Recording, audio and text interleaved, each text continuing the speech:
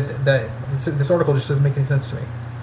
All right, so I am currently on James Foley's LinkedIn page, and he is a reporting officer from July 2008 to March 2010 for the USAID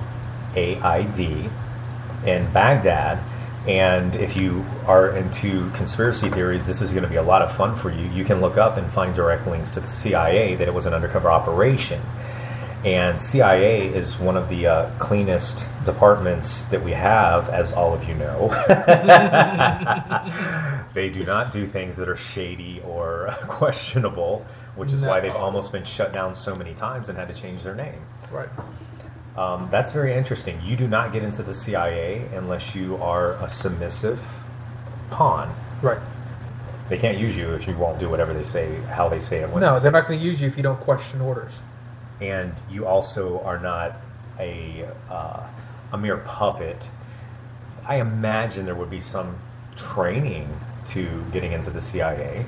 CIA people right now that are probably going to listen to this broadcast are like, I don't like you. Well, I like arguments, and I like everything out in the open, and there's no reason to hide stuff. It's not helping anybody at this point. I like the truth to be out there. If you're not doing anything wrong, as the law enforcement community says, there's no reason why you shouldn't be videotaped and recorded. Right. Right?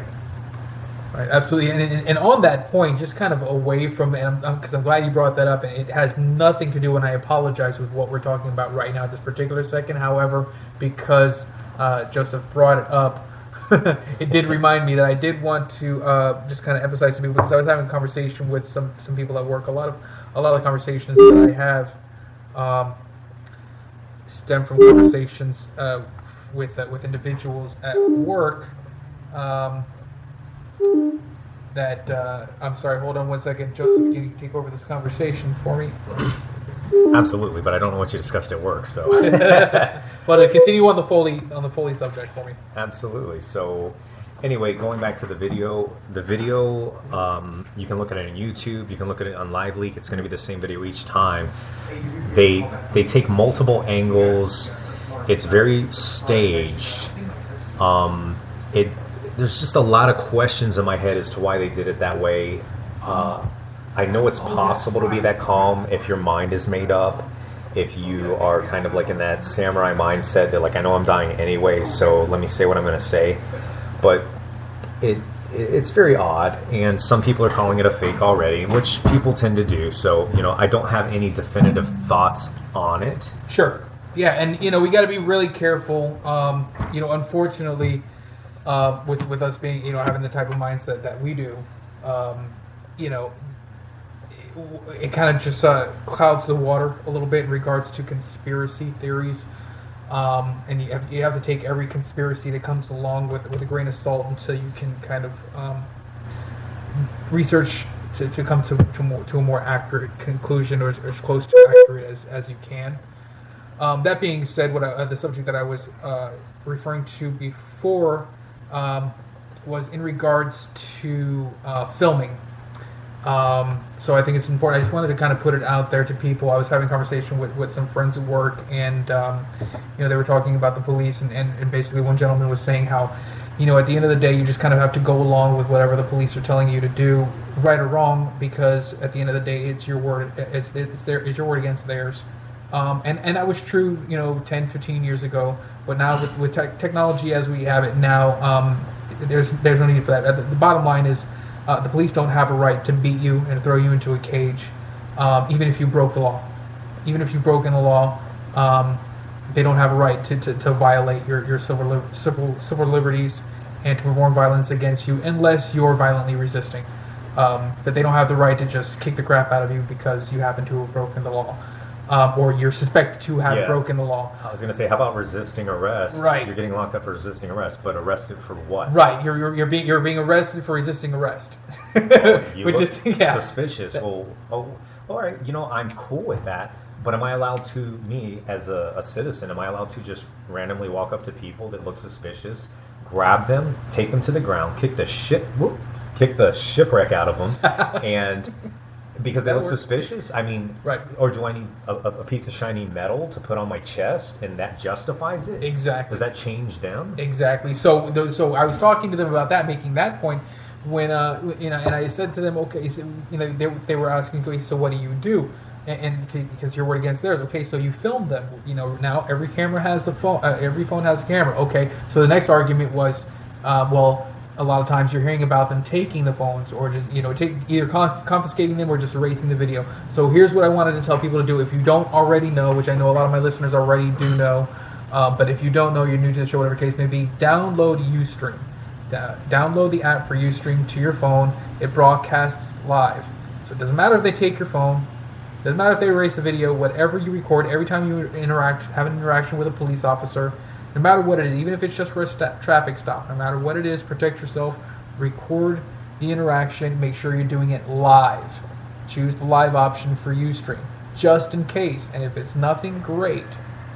No problem, no harm, no foul. But if it's something, people saw it. And even if the worst happens, God forbid, and you're seriously injured or killed, there will be justice for you because that was recorded live. There's no getting around that. There's nothing for them to erase because somebody saw it live. It's in the ether. It's out there. So I just wanted to put that out there. Just remember, download Ustream, and any interaction you have with a police officer, make sure you record it, and it'll go live on Ustream, and somebody's going to see it. That's great news. I've been looking for that information now for quite some time. You're holding out on me. Yeah, I've contemplated like cameras for the car on the inside, so you're not being disrespectful and like recording people outside your car all the time. Right. But having a way to switch it and maybe have a black box or a backup recording device, then it's not so you can do bad, because if you're not doing bad, you got nothing to worry about.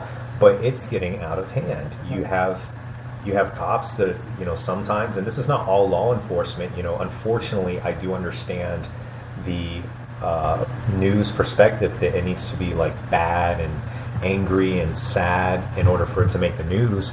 But, sensational. Yeah, sensational. That was the word that I was looking for earlier, by the way. No, sensational. Perfect. It has to be sensationalism.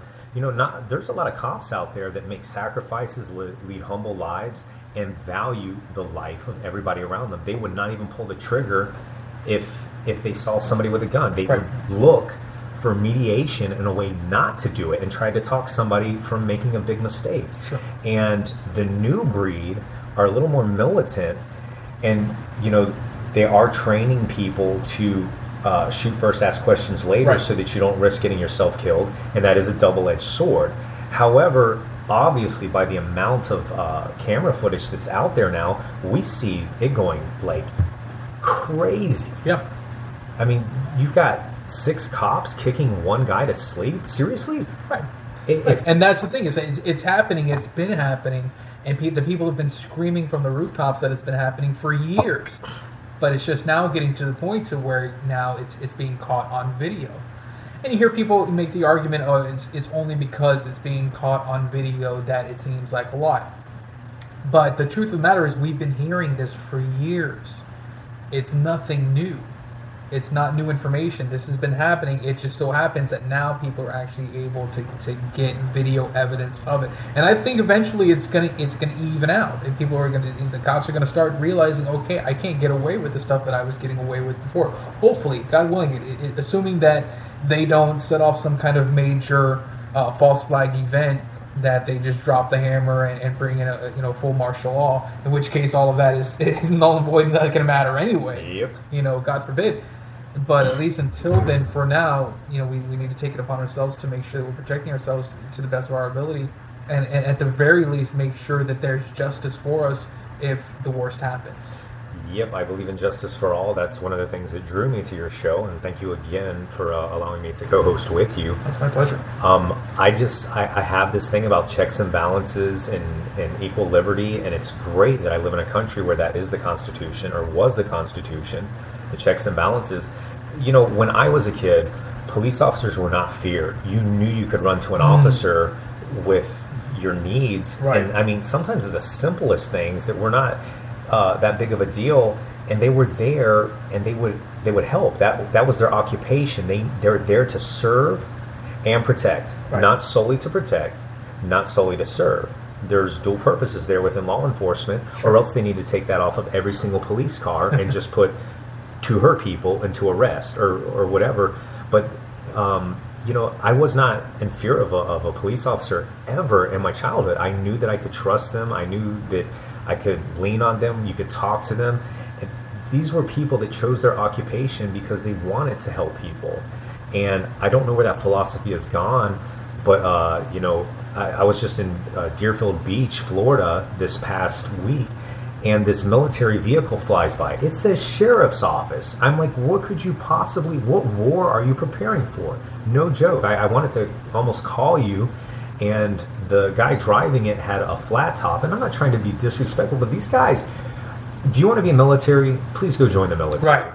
I want our law enforcement to be like it was when I was a kid, where they knew their communities, right, where they knew people on an intimate level. Yes, and that's what people have to realize is that the biggest thing, the biggest point to remember when you're thinking about this thing is that that's intentional. That's done on purpose. It's slowly, incrementally getting us used to that idea, to totally erase the idea that you grew up on, that I grew up on, that the police were there to protect and serve us. They were our guardians, as it were, and that image has slowly, incrementally been erased to now that they are our overlords. They're the enforcers of the administrators of the, like we heard in the intro, the corporate Congress, which is obviously the direction that our country is headed in. They're the enforcers for the corporate Congress. They're no longer it's no longer about the people.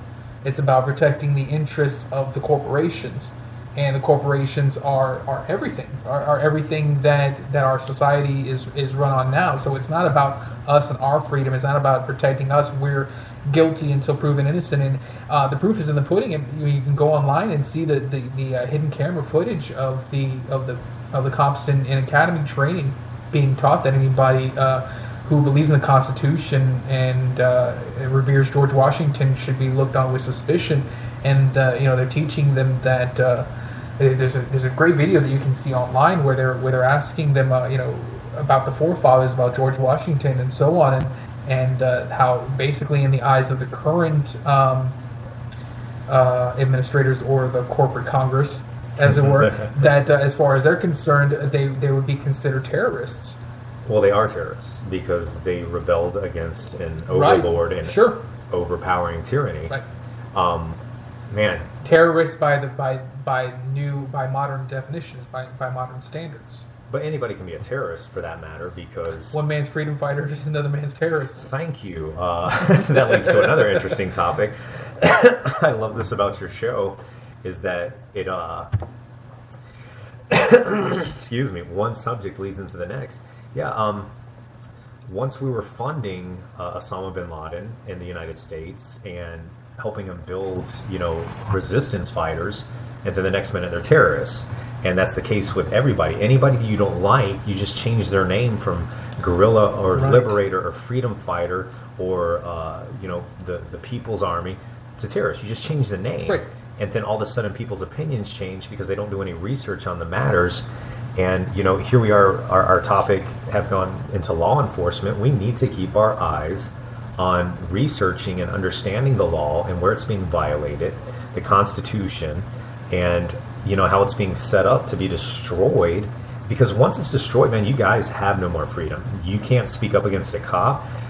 Look at these last riots in Ferguson. This one officer, and hopefully they've taken him off the streets, but he goes, "I will effing kill you." Yep. Because you exist, because you're black, because you have a camera. What is the reason you're going to kill him? Well, what about the cops that, in regards to the Ferguson, the cops that went into the McDonald's and arrested the journalists that were there in the McDonald's? They were there working, not working at McDonald's. They were in the McDonald's. They were sitting at a table with their laptops doing work for their reports that they were doing. They happened to have taken pictures of some of the cops that were violating people's civil liberties. The cops went in there and questioned them about the pictures that they were taking and arrested them. Arrested one of the guys because he wasn't packing up his bag fast enough. Unreal. I mean, it's insane. I mean, it's Gestapo tactics. And it's sad because, like, on Ferguson, I can't take the side of the looters and the people creating problem. I can't. No. Because when somebody makes me angry, I don't break into my neighbor's house and steal all his No, stuff. it's an excuse. unfortunately, it's an unfortunate byproduct of the situation because these are people that are just taking advantage of the situation and damaging their own community and using race and violence as an excuse to steal, loot, and plunder and just get there.